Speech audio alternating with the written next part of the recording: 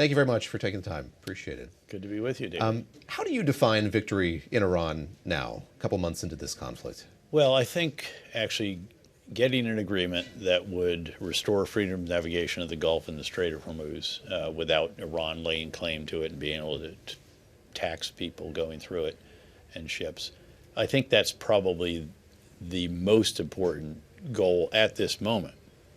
But of course, that doesn't address the other core issues that we have with Iran, such as its nuclear stockpile of almost 1,000 pounds of 60% enriched uranium. That's just one level below weapons grade. The right to enrich in the future, their support to proxies in the region that are pretty murderous, the Hamas, Hezbollah, Shia militia in Iraq, Houthis in Yemen. And then the missile programs and the rest of this. And I think it's a pretty limited amount of these other concerns that may ever get addressed. But clearly there has to be an agreement to get the strait reopened and to restore freedom of navigation without, there might be some arrangement where perhaps there is some modest fee charged that might go in part to Iran, Oman, who knows, and navigation aids or something like this. But that, I think, is the imperative at this moment in time. And I'm not sure that Iran is going to be willing to do that. Right now, they are insistent that they are given control of the Gulf, the Strait, and that they are able to charge tolls for it. That's just, I think, unacceptable. And it may be that we have to go back to war to show them that we're pretty serious about this. You spent a lot of time in the region. You were in Iraq recently. What have you learned traveling through those countries in recent weeks about how they see this conflict unfolding? Well, it varies. I mean, someone was asking me, what do the Gulf states think? Well, the Gulf states, no, it's not. It's not aggregate. You can't aggregate. You have to look at each one. The Emiratis are particularly outraged by, and they've been the biggest target of the drones and so forth by Iran, in part perhaps because they're supportive of the U.S. and have the Abraham Accords with Israel. Others have not been on the receiving end as much, but Qatar's lost 17% of their LNG production capacity for 3 to 5 years. The Saudis are actually trying to broker a bit. I actually met with the Crown Prince when I was there last week. They're working through the Pakistanis, with whom they have a very close relation. I think it was 8,000 Pakistani troops just deployed to Saudi Arabia to help with counter-drone and a variety of other security tasks. So it really does depend on the country and so forth. They all want, though, to see the Strait of Hormuz reopened and to ensure that there's not going to be a toll or a control by Iran exerted on that. That's the be-all and end-all for all of them. But in the wake of it, you're going to see enormous investment in hardening, resilience, redundancy, alternatives to the use of the strait, routes out for crude oil and natural gas other than a ship that goes through the Strait of Hormuz. And this is very, very profound. This is a very big implication, especially if you're a partner in an investment firm like KKR. So the investment becomes more inward, I imagine, for a lot of these nations. Yeah. In the past, they might have used their sovereign wealth funds to invest in U.S. companies. They've always done a lot inward, but I think there's going to be a period of time, a number of years, where the focus really is on what they need to do to reduce their vulnerability in the future, both to attack.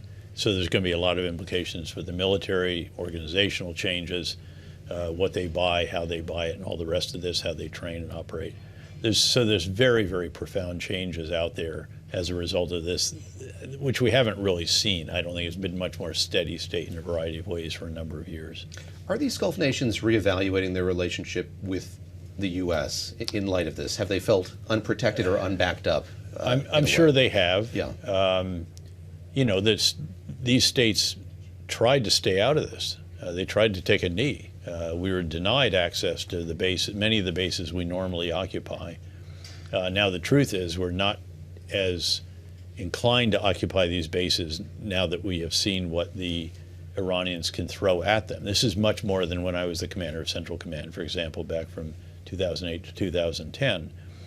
Back then, my forward headquarters was at a huge air base outside Doha, Al Udeid. We had a beautiful headquarters paid for by the Qataris, $100 million or whatever, but half of it's above ground. And I can assure you, the Central commander did not do what he what his predecessors have always done, which is be in the same time zone with all of your forces. He stayed at the base at MacDill Air Force Base outside Tampa. That's where the war has been run from, not from the forward headquarters. The Combined Air Operations Center, which functions at that same air base, runs the air war for the region. And in this case, even had the Israeli Air Force as part of it in many respects. They didn't run from out there either because it's vulnerable.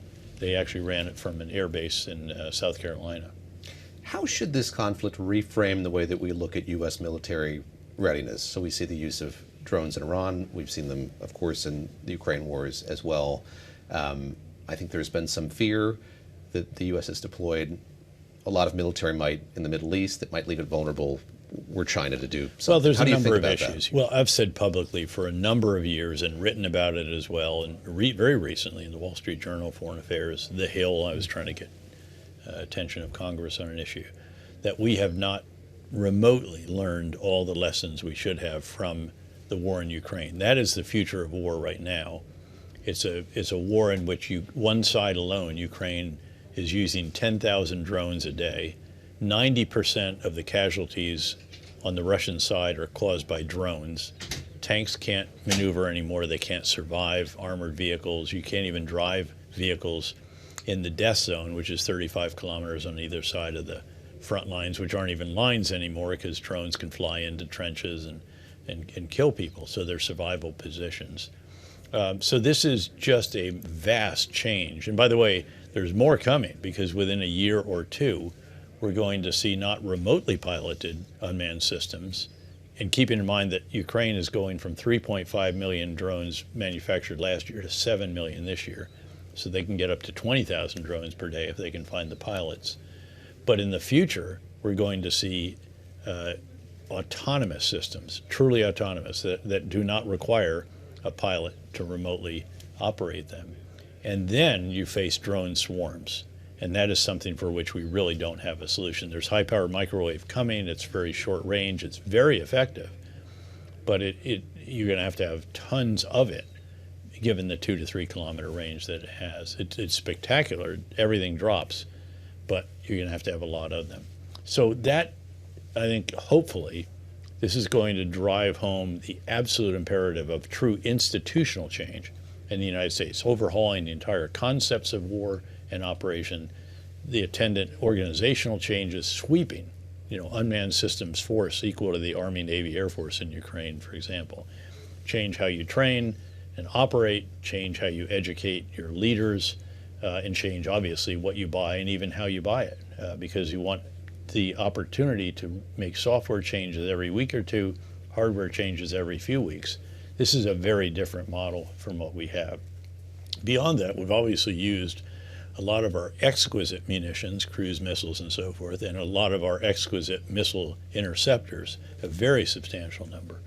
And we have really got to get the arsenal of democracy going again. Right now, the arsenal of democracy is in Ukraine, not the United States. And we have got to make huge changes. And the president's doing that. He called together all the defense major companies and so forth, laid out what we need them to do in terms of tripling or quadrupling production of certain systems and so forth. On Ukraine, does it feel like we are at a tipping point? We had the approval of this very sizable package from the Europeans. Yeah. We've seen drone attacks now closer to and on Moscow. Are we in a different place now than we were 6 months ago? Yeah, we are. And I've actually said for almost a year now that I could envision a situation in which if there's sufficient support for the Ukrainians, and this 90 billion euros from the European Commission is very, very helpful. It probably takes care of them for another year and a half. And if they can continue to increase the production of drones and pilots and units that can use them and all the rest of that, and start going deeper in Russia and inflicting such casualties on Russia that it's maybe the same as what they're recruiting on a monthly basis. They've now taken almost 1.4 million killed and wounded. That's more than we sustained in all of World War II.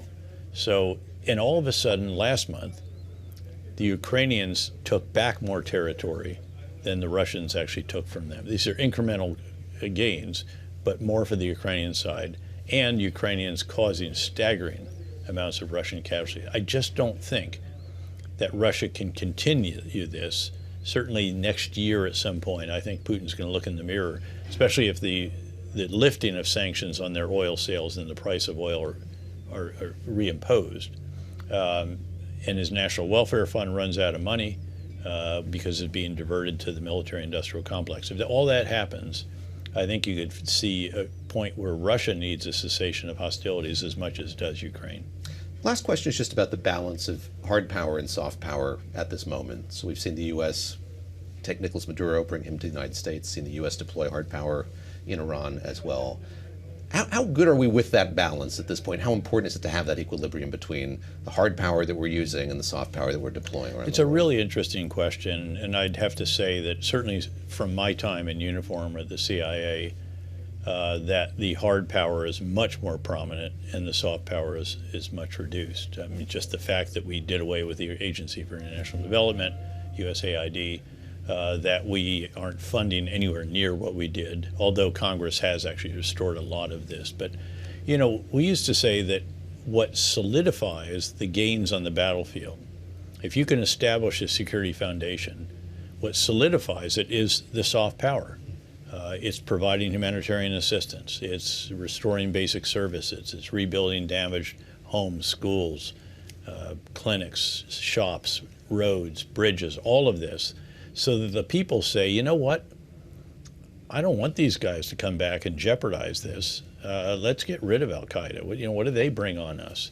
Let's get rid of these insurgents. Let's marginalize the Shia militia supported by Iran, all this kind of stuff. So that's what soft power does. To be sure, there are many pet rocks in the numbers that, you know, every congressman or executive branch official has. We can probably survive very well without all these well-meaning programs and so forth, but you can't survive when you're trying to turn security gains into actual solidified gains overall without that kind of soft power. So I'm a bit concerned by that. General, thank you very much. Great to be with you, David. Thank you.